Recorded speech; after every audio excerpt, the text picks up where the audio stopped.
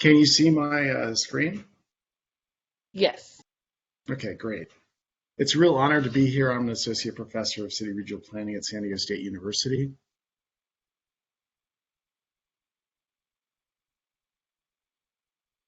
In thinking about reparations and infrastructure, we need to think about the larger ecosystem of transportation, housing, and land use, and the ways the public and private sectors have created inequities and harms to African Americans through a multidimensional and systematic array of discriminatory policies from the federal government on down. This effectively created a unique form of American apartheid that must be corrected. To give an overview, African Americans have been harmed in the following ways: by being barred from mortgage assistance in their own communities, by the building of highways through their communities that tore them apart and barricaded them off from opportunities, through displacement and community severance from urban renewal and eminent domain, by being forbidden from buying houses in the white affluent suburbs, unable to access schools and other career advancing opportunities, by being less served by the bus transit system they relied upon for mobility, by being more vulnerable in the streets to both police and traffic violence, and by being overrepresented in the homeless population. Excuse me. And now African American communities are vulnerable to displacement and community severance that can come from growing forces of gentrification. So the first harm, redlining. The federal government, starting in the 1930s, further discriminatory practices by discouraging and the refinance of at-risk loans in and near African American neighborhoods through the policy known as redlining. This was effectively like a bailout during the Depression era. This is where the Homeowners Loan Corporation, working in concert with local real estate agents, marked Black communities with red and gave them a grade of D or hazardous investment. In tandem, the Federal Housing Administration seriously limited the insurance of mortgages in these communities, and the banks followed suit. In effect, the federal government, working with local actors, actively crippled African Americans in their ability to buy and secure homes in their own communities, effectively lowering home values, wealth creation, and the ability to move up in the middle class. And I should say that this was basically broadening and deepening what was happening at the local level. So the federal government is implicated in this, but it was also something that local actors were actively a part of. The FHA discouraged banks from making any loans at all in urban neighborhoods, rather than newly built suburbs. According to the FHA underwriting manual, quote, older properties have a tendency to accelerate the rate of transition to lower class occupancy. And if you couldn't obtain FHA-backed loans, you were subject to predatory lending practices with high interest rates and punitive terms where you could actually lose your home if you missed a payment or two. And to sort of talk about the redlining and poverty rates, this is Council Member Montgomery Steps district in Southeast San Diego, where you can see the redlining, but we can also see on the right the poverty rates and sort of a continuing legacy of harm and poverty in the areas that were redlined. Harm number 2, highway building. Another major harm came in the way of highway development through Black neighborhoods that forcibly carved and ripped up whole communities while walling them off from otherwise adjacent opportunities. And here we can see the I-980 freeway plowing through West Oakland and walling it off from the adjacent downtown as it links up with I-880. And I-980 is actually slated, it's actually a candidate to possibly be removed. And this graphic shows an image of the freeway coming through the neighborhood.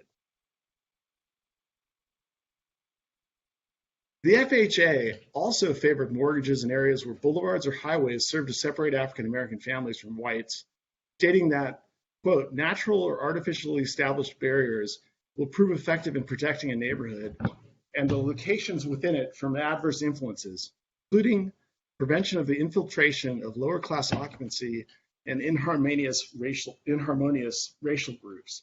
And this is sort of the language that the FHA used to discriminate against African Americans.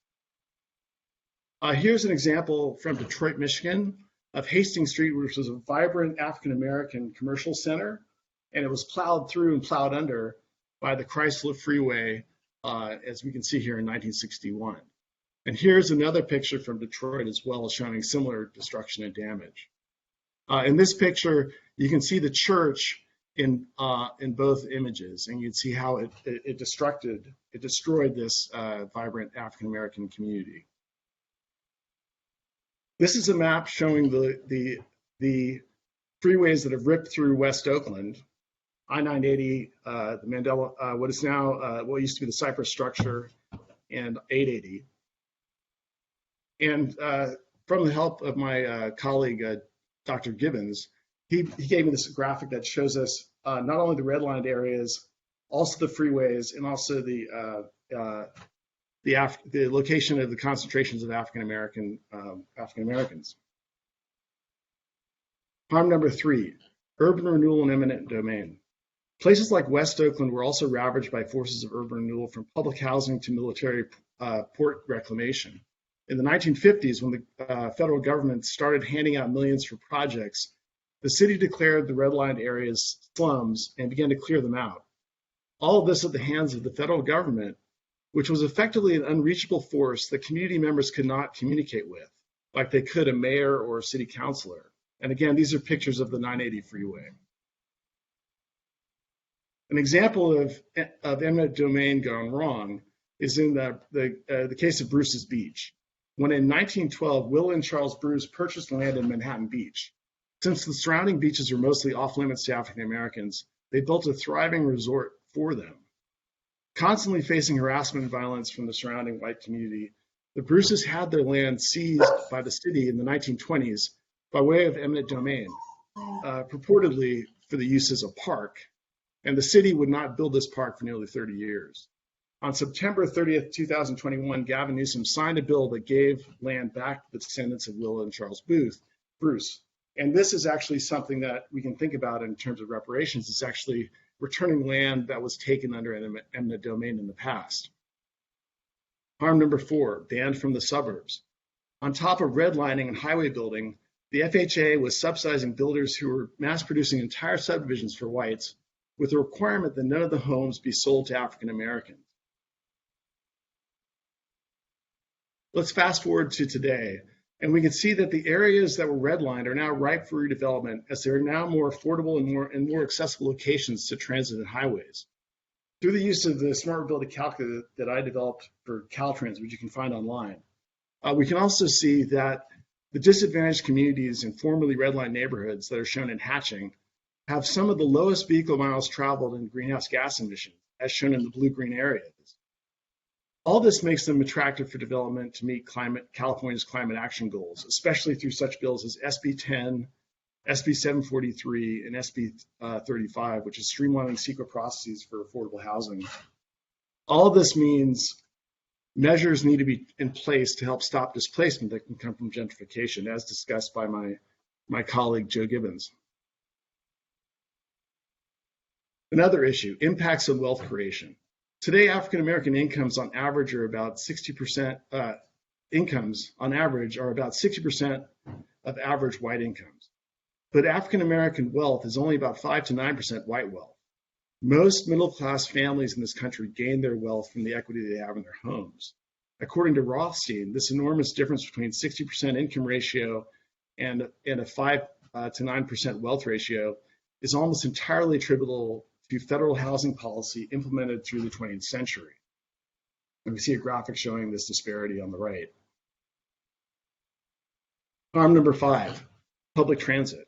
Another way infrastructure has created inequities and discriminations is in how public transit has been funded and operated. Oftentimes, transit funding is being applied to the development of expensive rail projects that serve white suburbs at the expense of bus service that serves communities of color. Several famous cases have fought this battle, namely the LA Bus Riders Union in the 1990s and the Derensburg versus MTC case in the San Francisco Bay Area in the 90s and 2000s. So the difference between funding BART versus AC Transit in Oakland was part of the Derensburg versus MTC case. Harm number 6, police stops and traffic violence. When thinking of infrastructure, we also need to think of how things affect people walking, bicycling, and driving. And here are some statistics. People killed while walking are twice as likely to have a low income. African American children are twice as likely than white children to be killed while walking. Drivers of color are stopped by police at a rate double the national average, 24% versus 12%. For Black drivers, the likelihood of being searched has ranged from no difference to 4 times as frequently as white drivers. And this graphic from San Jose shows the difference in comparing driver and pedestrian stop rates with the underlying population. And in the bar graphs that I've circled shows that African American pedestrians are stopped at a rate about 5 times that of their underlying population, and almost 3 times as much for drivers. If we take this sort of analysis and overlay it on previously redlined areas and look at the areas in between, we can see that there's an effective cordon around a cordon wall, a police wall around former redlined areas and areas of communities of color, where you can see on the pullout that I've shown in the middle is that the inner circle shows police stops by race, the outer circle shows underlying population by race, and so you can see that there's an effective wall being created, a police wall being created to even further ghettoize these communities through police stops and other harassment. We also have, just so you know, we also are doing, we're doing studies, this is with Dr. Channon and Dr. Gibbons. We're doing studies looking at the effective rate of conviction and showing that there's a lower incidence of actually finding evidence from these police stops for persons of color. Harm number 7, homelessness. African Americans are also often overrepresented in the homeless population. From a survey in San Diego, African Americans account for 31% of the homeless population, while only constituting about 5% of the underlying population. So clearly something needs to be done about this. So in closing, on top of reparations, we can think about policy remedies as follows. Open up new neighborhoods and suburbs to African Americans by getting rid of exclusionary single-family zoning and allowing townhomes and apartments in those zones. And the map on the right shows that most of the Bay Area's residential development, 85% of it is single-family zoning. And you can see a kind of enormous amount of potential to open up those zones. SB 9 and SB 35 both go a long way toward making this happen, but banks also need to make changes to facilitate financing for home ownership in these types of developments.